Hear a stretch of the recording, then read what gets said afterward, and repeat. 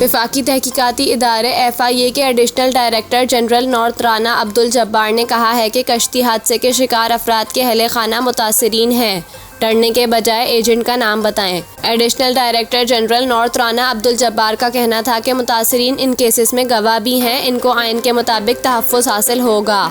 कश्ती हादसे के शिकार अफराद के अहले खाना हमसे राब्ता करें।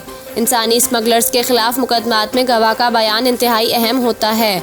राना अब्दुल जब्बार का कहना था कि 3 इंसानी स्मगलर्स गिरफ्तार हैं, इनसे तफ्तीश की जा रही है। दीगर ममालिक में बैठे इंसानी स्मगलर्स से मुताल्लिक भी इन ममालिक से राब्ते में हैं। यूनान में कश्ती के हादसे का जैसे ही इल्म हुआ तो इस हवाले से मालूमात हासिल की गई।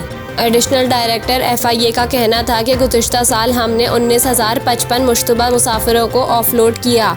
यहाँ से एजेंट इन अफराद को दुबई लेकर जाते हैं। आजकल एजेंट अफ्रीकी ममालिक भी लोगों को भिजवाते हैं। गुज़िश्ता साल यूरोप से 34,000 से ज़ायद पाकिस्तानी डिपोर्ट हुए।